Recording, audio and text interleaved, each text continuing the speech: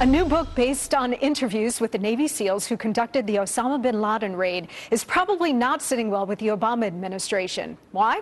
Because their account differs greatly from what the White House has said happened that night. Sean sat down with the author of the new book, Seal Target Geronimo, the inside story of the mission to kill Osama bin Laden. But first, here's a look at how the raid went down, as told to the author by the Navy SEALs. At 10 p.m. in Afghanistan, two stealth Hawk helicopters designated as Razors 1 and 2 lift off and head for the Pakistani frontier. The pilots fly using night vision devices clipped to their helmets, the lead ship calling out waypoints using the names of U.S. cities to mark their progress south. Locations in Florida mean that they have crossed into Pakistan. At 56 minutes past midnight, precisely on time, Razor 1 calls out Palm Beach. They are about 3 minutes out.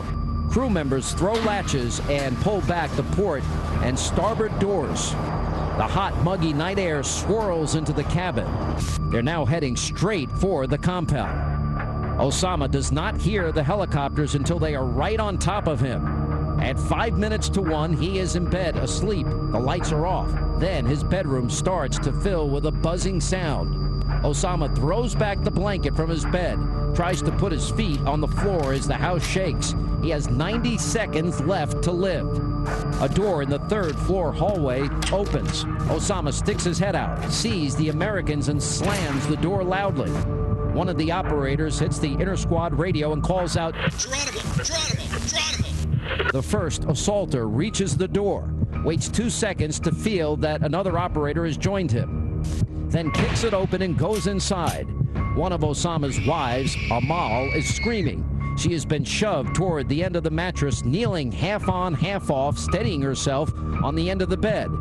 She shouts in Arabic, La la la, arjukum, la taqtuluh. Osama is standing by the back wall. He dives across the king-size bed to get the rifle he keeps by the headboard. 4 suppressed shots are fired, 2 rounds and 2 rounds. The first round sails past Osama's face and thuds into the mattress. Osama shoves Amal as he claws across the bed. A second bullet, aimed at Osama's head, grazes Amal in the calf. As his wife crouches forward, wounded, Osama's hand reaches for the weapon, but he never makes it. 2 bullets slam into him. One strikes right next to his breastbone, blowing apart his aorta. The last bullet goes through his skull, killing him instantly. The SEAL gets on the SATCOM and contacts Joint Operations Command to relay the historic message. Geronimo, Echo, K-I-A. And joining us now is Chuck Pfarrer, Seal Target Geronimo, the inside story of the mission to kill Osama bin Laden. How are you? Good to see you. Good to see you. Thanks, Sean. All right. This is a fascinating story. You describe a lot about SEAL Team 6 in the book, and you know a lot of these guys. Well, it's my community. Been a SEAL since 1981. It's something you never get out of, even after active duty. You're always a Marine. I'm always a team guy. Yeah. You're always looking to cash a check somewhere. There are a lot of stories you say, reports in your book that are contrary to what the American people heard about the killing of bin Laden. What are they? Well, fundamentally, that the helicopter did not crash on insert. It successfully inserted guys onto the roof. That this operation, the business end of this operation, was over in about 2 minutes. These guys landed on the roof, they dropped down onto the terrace, they came in, and this was done. And bin Laden heard them. Yes, these things are quiet, but they're not silent. And he could feel these guys landing on the roof. The 45-minute firefight story, the story of the crashed insertion, you know, you pick which story for them to put together. None of them made any sense. So they let the guys down out of the helicopter, and then it moved over to what, land? That's correct. It was 12 to 18 minutes into the mission. The helicopter was on the roof. It was moving to another position. Something happened.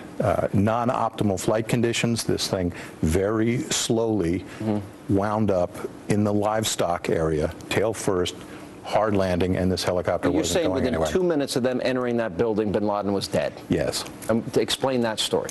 Well, helicopter made its successful insertion. These guys jumped from the roof onto the third-floor terrace, which was about the only real optimal place to get into the building. You know, you think about the story of the first helicopter crashing on insertion, it makes absolutely no sense. Why wouldn't the second helicopter land on the optimal place for the whole operation? Why would it land outside the compound where the team had to blow its way through walls, doors, everything else? You know, I've conducted HVI operations myself. That isn't the way they work. One of the biggest problems about this floating story is that it metastasized into a really ugly tale of murder. That these guys entered, blew it through the compound, fought their way up 3 flights of stairs, and shot a woman and killed her husband in his bedroom. It didn't happen that way. But I mean, you know, they went in there. A lot of people were left alive. Precisely. It shows the valor and the precision of these guys. The bad guys were mixed up with 20 or more non-combatants, women and children. And they didn't kill innocent people? Absolutely not. All right, now, the wife of bin Laden, I guess one of many wives, because he described his fourth wife, background yes. as into polygamy. Yes, he was. All right, so, and like his father, but you go into detail when bin Laden was armed, and that a SEAL went into the room. There were 4 shots that were fired. Exactly. He was in the process of arming himself. The guys landed on the roof. They're in just about as fast as I'm telling you the story. They're moving down the hall. Bin Laden's son is coming up the stairways. Shooting. He's engaged. I'm not sure that he got off a shot. Al-Kuwaiti is the guy who was shooting at the helicopter. They've engaged his son. The door pops open. Bin Laden sticks his head out. He sees what's going on. He slams the door. As soon as he slams the door, guys set up on it. They're in on him. So when he's in the bedroom, he pushes his wife forward between himself and the assaulters. He's diving across his bed to get the weapon, and he doesn't make it. 4 shots, one a clean miss, which these guys don't do very often. The second shot, aimed at his head, struck her in the leg. In the dark. They practice it. You know what? I'm not making excuses. No, but I mean, there's no. And listen, they got 2 kill shots. Exactly. And you know what? If these guys, we shoot at index cards. If you miss an index card, that's considered unsatisfactory marksmanship. So that bullet that grazed her was aimed at his head. You could see it hit her in the leg, so they're firing down.